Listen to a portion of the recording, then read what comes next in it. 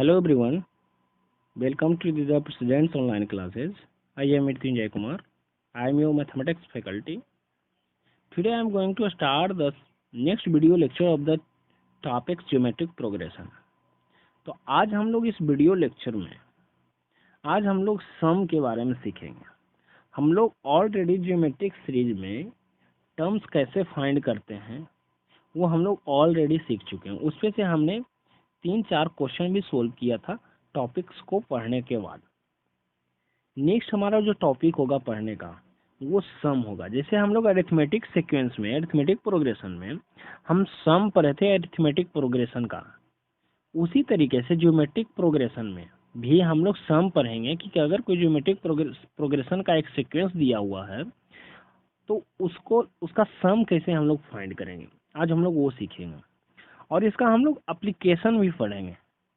वो हम आगे पढ़ेंगे कि एप्लीकेशन ज्योमेट्रिक आखिर पढ़ते क्यों है ज्योमेट्रिक प्रोग्रेशन। हम लोग जैसे अरिथमेटिक में हम लोग देखे थे, वर्ड प्रॉब्लम करके सीखे थे उसका एप्लीकेशन कि कहाँ यूज हो सकता है, उसी तरीके से ज्योमेट्रिक का भी यूज कहाँ होगा।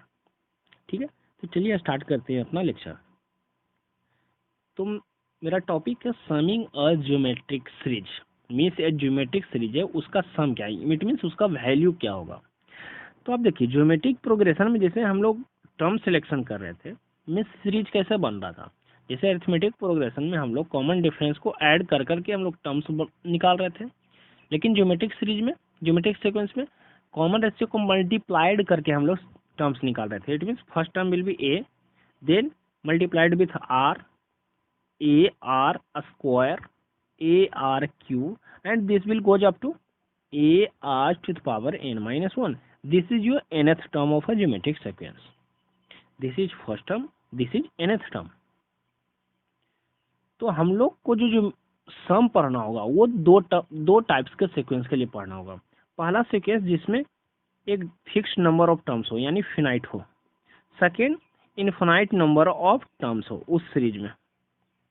ठीक है, तो आज हम लोग इस वीडियो लेक्चर में सिर्फ फिनाइट टर्म्स वाला पढ़ेंगे। तो ये जो हम लोग का ये सिलेक्शन है टर्म सिलेक्शन और ये सीक्वेंस बन रहा है, ये फिनाइट टर्म्स का बन रहा है। मीन्स जब आप पहले वाले टर्म्स के साथ नंबर के साथ अगर आप कॉमन रेशियो को मल्टीप्लाइड करते जाते हैं तो आपका एक ज्योमेट्रिक सीक्वेंस बन जाएगा। ठीक है, तो देखिए फॉर्मूला होता है फाइंड करने का, सम फाइंड करने का ज्योमेट्रिक का, वो फॉर्मूला है a into 1 minus r to the power n by 1 minus r. ये क्या है, फॉर्मूला है। ये पोर्शन अभी आपको ध्यान नहीं देना है, ये मैं बताऊंगा ये क्या है, कुछ नहीं है। ये देखिए उसका फॉर्मूला होता है a into 1 minus r to the power n by 1 minus r. ये क्या है, सम का फॉर्मूला। लेकिन सबसे बड़ी प्रॉब्लम ये है कि आखिर ये फॉर्मूला आया कहाँ से। मुझे एक भी चीज रटना नहीं है, कोई भी फॉर्मूला मुझे रटना नहीं है, मुझे समझना है। मैथ सोल्व करने का एक ही तरीका है कि जो भी टीचर्स आपको स्टेप बताते हैं सोल्व करने का, पहले वो स्टेप फॉलो कीजिए, प्रैक्टिस कीजिए उस स्टेप को सोल्व करने से, और देन आप जब एक्सपर्ट हो जाएंगे उस फील्ड में फिर आप किसी भी तरीके से आप डायरेक्टली आप तो या लास्ट स्टेप सोल्व कर दें या आप स्टेप वाइज फॉलो करके करें, लेकिन आपको इनिशियली स्टेप को फॉलो करके ही सोल्व करना है। ठीक है, तो ये फॉर्मूला है, लेकिन ये फॉर्मूला आया कहाँ से वो देखना है मुझे। तो देखिए कि जैसा मैं बताया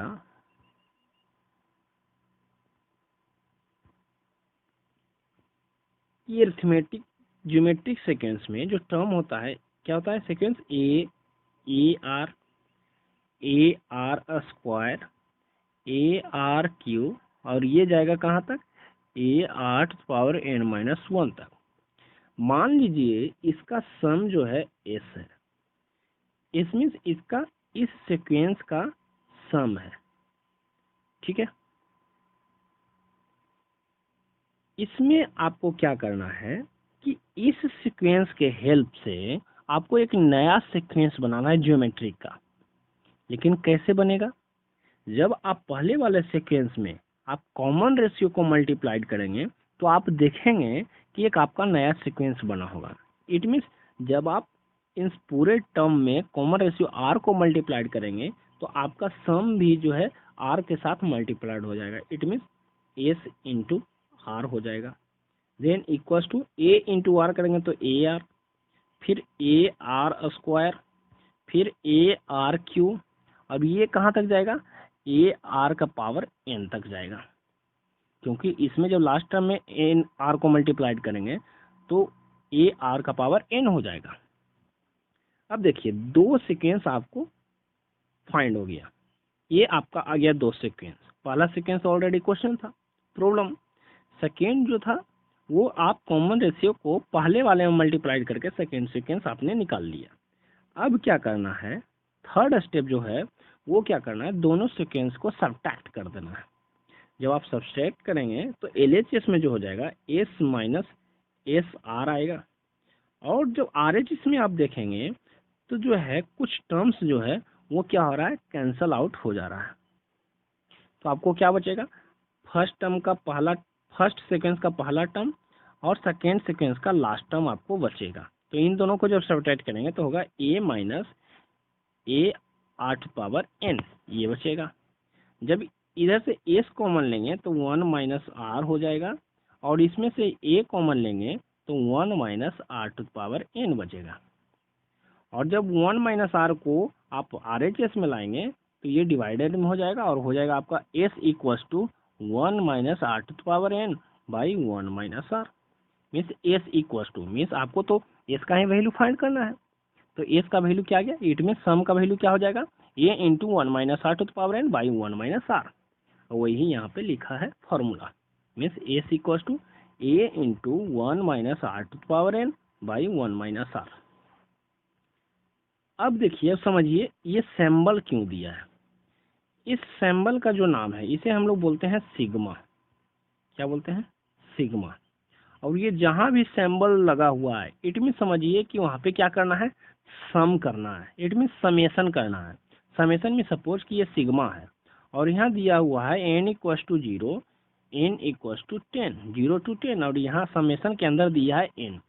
इट मीन्स जो है आपको समेशन करना है, लेकिन किसका, 0 से लेके कहाँ तक, 10 तक। इट मीन्स 0 जो है लोअर वैल्यू है और 10 जो है हायर वैल्यू है। तो हायर वैल्यू हमेशा सिग्मा के ऊपर रहता है, लोअर वैल्यू सिग्मा के नीचे रहता है। आया समझ में। तो आपको सम करना है कहाँ से, 0 से 10 तक, यानी 0 plus 1 plus 2 plus 3 plus 4 plus 5, ऐसा करके कहाँ तक, 10 तक सम। वही है और कुछ नहीं है। तो यहाँ तो हम लोग भी सम निकाल रहे हैं, ए आर स्क्वायर, इसका क्या कर रहे हैं, सम निकाल रहे हैं। इस कारण हम लोग इसको सिग्मा के अंदर डाल दिए, ए आर पावर के लिख दिया। और के कहाँ से, 0 से लेकर n माइनस 1 तक। देखिए ठीक है, के जो है आर का पावर है, और आर का ही पावर तो चेंज होते जा रहा है। यहाँ 0 है, फिर 1 है, 2 है, 3 है, 4 है, कहाँ तक, n माइनस 1 तक गया है। तो इसी कारण लोअर वैल्यू आर का, के का कितना है, 0, तो यहाँ 0, और हायर वैल्यू कितना, n माइनस 1, तो यहाँ n माइनस 1 दिया है। इट मीन्स आपको ये सम फाइंड करना है। जब आप सम फाइंड करेंगे तो आपका ये वैल्यू आएगा।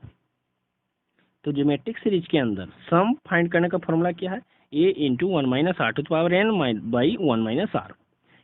n means number of terms, r means common ratio, a is the first term. कुछ क्वेश्चन देखिए इस पे है। पहला क्वेश्चन कि आपको sum of the first 4 terms, ये एक ज्योमेट्रिक सीक्वेंस है, उसमें आपको सम निकालना है किसका, फर्स्ट 4 टर्म्स का। तो आपका सीक्वेंस जो है 10, 30, 90, हम डायरेक्ट 4 टर्म्स ही लिख देते हैं इस सीक्वेंस का। आपको इसका सम निकालना है। तो दो मेथड, या तो आप डायरेक्टली फार्मूला यूज कर लें, या जो मैं फार्मूला निकालने का स्टेप बताया हूँ उसके स्टेप से ही बनाएं। तो इजी है, आपको भी है, शुरुआत इनिशियल स्टेज है आपका, तो आप सबसे पहले स्टेप ही फॉलो करें। तो पहला स्टेप कि प्रॉब्लम को लिख लीजिए, write the problem same as it is, write problem with supposition of sum equals to S, means sum, इसका सम मानना है एस। सेकेंड स्टेप ये है कि सम को आर के साथ मल्टीप्लाइड कर दिए कॉमन रेशियो के साथ, यानी फर्स्ट सेकेंड को आर के साथ मल्टीप्लाइड, तो it will get S R equals to, R में common ratio how much, 3, then 3 into S is 3s।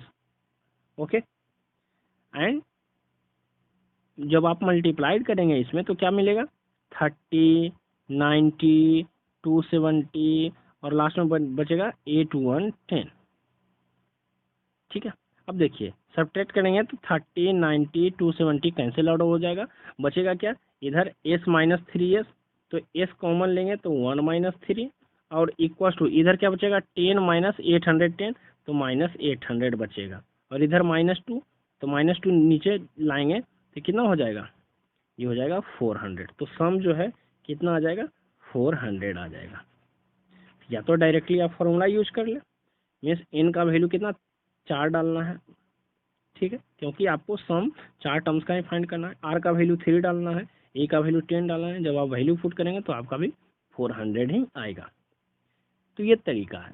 Next video lecture जो हम लोग पढ़ेंगे वो इन्फिनाइट नंबर ऑफ टर्म्स जब होगा जीपी के अंदर तो कैसे सम फाइंड करेंगे, फिर कुछ इंपॉर्टेंट पॉइंट्स पढ़ेंगे, प्रॉपर्टीज पढ़ेंगे, और ये जो स्टेप बताए हम वो डिटेल में नेक्स्ट वीडियो लेक्चर में, आने वाला वीडियो लेक्चर में और हम अच्छे से पढ़ेंगे जब इनफाइनाइट नंबर ऑफ टर्म्स वाला पढ़ लेंगे तब।